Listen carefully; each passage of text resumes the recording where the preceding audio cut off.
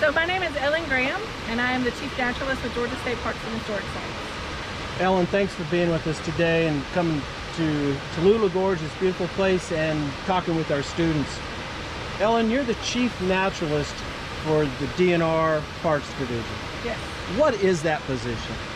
That's a great question. Even my mom asks me that all the time, and she's like, where are you today? What are you doing? What do you do for a living? And it's a big answer, so I'll try and do the best I can. I see my role as one of two people in our interpretive unit. I'm the Chief Naturalist, and my partner is the Parks Historian. So I steer, lead, guide, train, support all of the field staff who do interpretive programs that rely on natural resources components, and he does the historic components and cultural components. How many people are that number that you have all that responsibility for? How many are there across the state? Well, I'd like to say all of them, because It doesn't matter if it's true. We do have an interpretive workforce of around 60 staff at full force, so we have all positions filled, but about half of those are part-time and half of those are full-time. But my job does encompass the whole division, so I do work with all of our staff, because some sites don't have interpreters, so I support those managers and assistants as well who do programs. So you got about 60 people at full staff. Where are you at now, approximately? We probably have around 20 some odd full-time interpretive rangers, that they're actually full-time interpreters. And so when I talk about what I do for them, we do things like interpretive training. West, who's our interpretive ranger here at Tallulah Gorge, is one of our paddling instructors. So if a young graduate was to come to work for us and doesn't know really, or isn't certified in some way, we do paddler training, we do archery training, black powder training for our historic sites.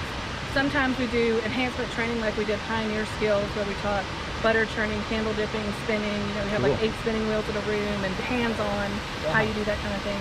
Birding, that kind of stuff.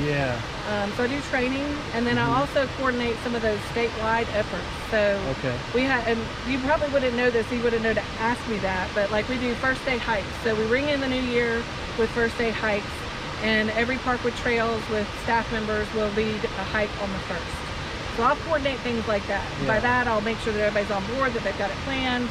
Then they report to me afterwards how many came, what they did. So I coordinate statewide efforts, like the first day hikes. We have an annual program theme, which I can tell you about if you want. We have National Trails Day. This year, right now, I'm working on a partnership with the Girl Scouts Love State Parks, where I'm coordinating programs for the Girl Scouts on a specific weekend. So anything that's not at a park, like interpretive rangers at a park, do those programs that you think of, like snake programs, guided hikes, historic site tours, that kind of stuff. And that's what I help to steer, lead, and train, is those efforts. But the statewide efforts are those things that are bigger than, that are for the whole entire state. So I coordinate that. Well, what do you like most about your job, Ellen? What do I like most about my job?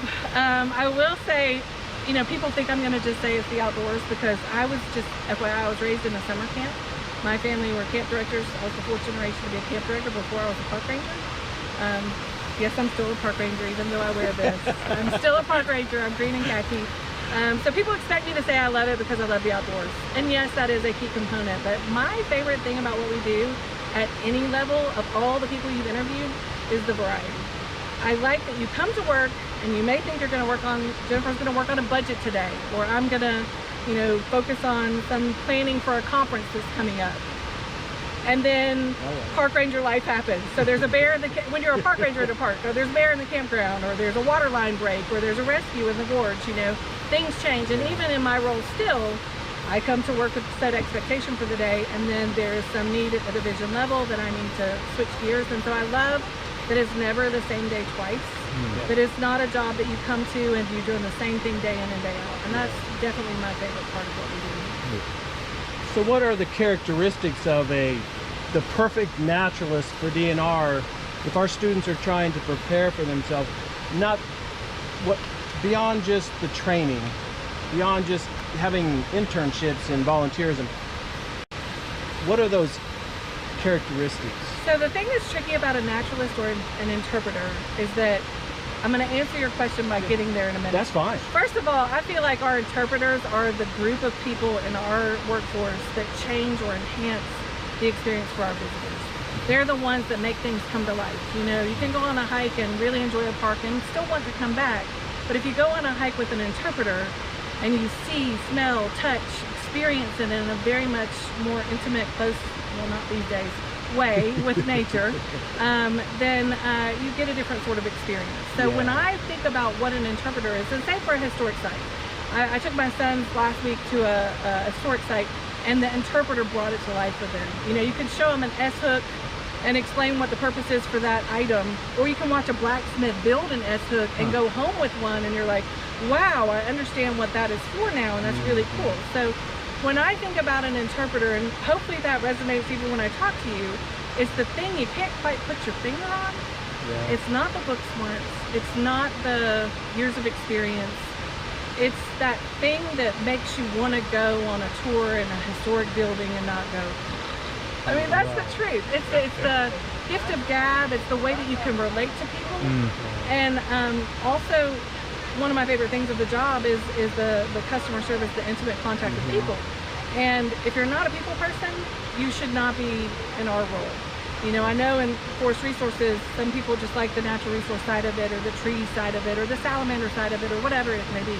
But what we do is that connection with people. Yes. And so I feel that's what you look for in a naturalist or an interpreter, is whether they have that ability to relate or help you relate to the natural or cultural resources. Yeah, that's good. That's good.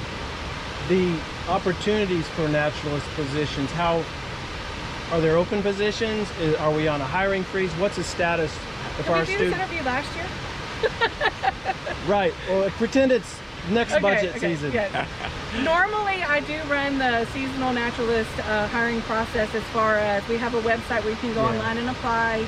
You get a response from me that I actually do, you know, send to you, and it says, hey, we'll review your application, and then the manager will hire naturalists. So normally we have a revolving door of openings. So at any given moment, I would say we typically will have something open. It's very rare that we have a complete everything's full. Now, traditionally, a seasonal naturalist, so students who are in college right now, a lot of your students work with us at Fort Yargo because it's close to Athens. So a typical seasonal season would be like from May to October. Okay. So that's another training that we would normally do, which is the annual interpretive training. You know nothing, you just came out of college. You get to meet Ellen and Jed, and we'll train you on how to be an interpreter. So we normally do have an annual season where we train people. Unfortunately, this year we chose not to hire seasonals because we are not doing, well, for months we were not doing any ranger-led programs, which may be your next question, how we've adjusted. But so normally we do have openings. Now the interpretive rangers are typically, if you want to get into this field, in the past they were viewed as an entry-level position, a way to get your foot in the door. Sure. And so Lyrian was an interpreter once, and now she's an assistant manager. Many of the people that I feel fondness towards, because we hired them, we trained them, they came on board to work with us, and now they're management.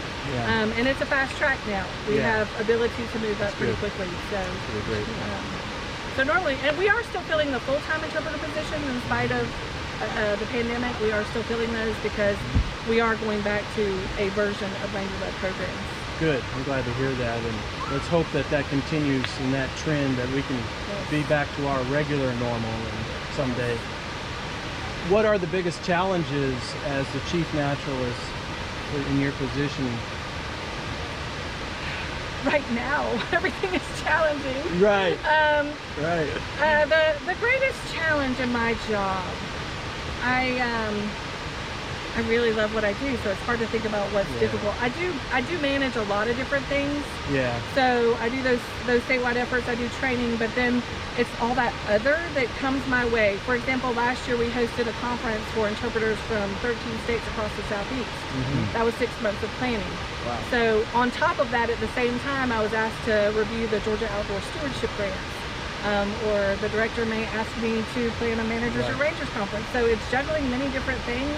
And I didn't say that, but there's only one of me.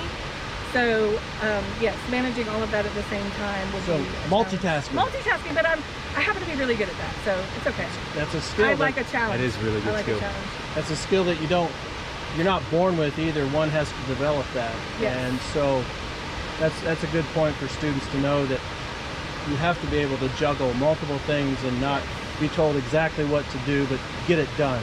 right? I'm very much a self-starter. I come up with things like, for example, one of the things that I'm most proud of in this job, in my career, is that we had a Junior Ranger program that was a statewide program, and it was a book and 3 badges, 3 levels for kids to do when they go out and visit the park.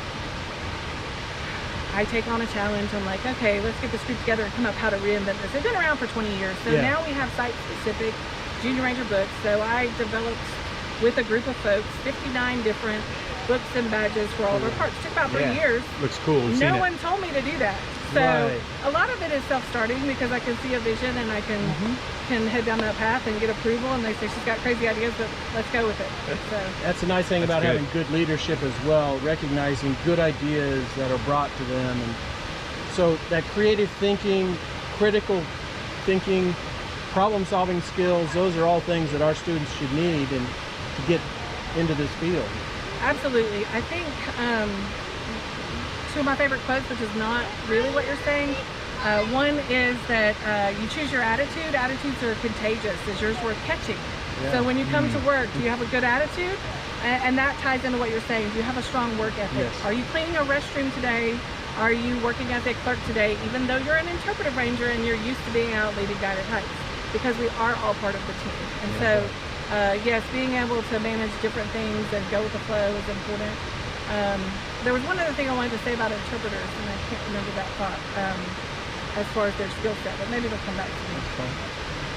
Yeah, so what, if you could go back and do it all over again, if you could have your choice of what career you'd go down and to get to where you are for 25 years or so, would you do it all over again? Absolutely.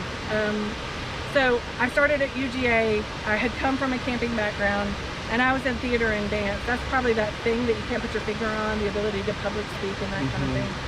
So my mom's quote, again, I've quoted her twice today, is that I went to college in my ballet slippers and came home in hiking boots.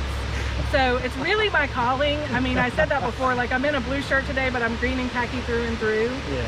And if someone hasn't said it, I'm sure Jessica probably did, but people say that park rangering is not a job, it's a calling. And I do feel that that's what happened for me. I Yeah. could have been a park ranger or done this kind of job anywhere in the world, and I ended up 15 minutes down the road from where I grew up. That's cool. And I've somehow stayed in the mountains, which is That's- a wonderful thing. But great. yes, I absolutely would choose it again. Awesome. Well, we really appreciate your time, Ellen, Sure. taking time out of your busy schedule to come and Remember what talk it was. with us. There So, was something else I was gonna say, but I'll think of it on the way home. well, if you get it, just send it to me. Yeah. I could put it in the PowerPoint slide. I also Yeah. do 2 classes with Gary Green, so they see me again Okay. if they go into that.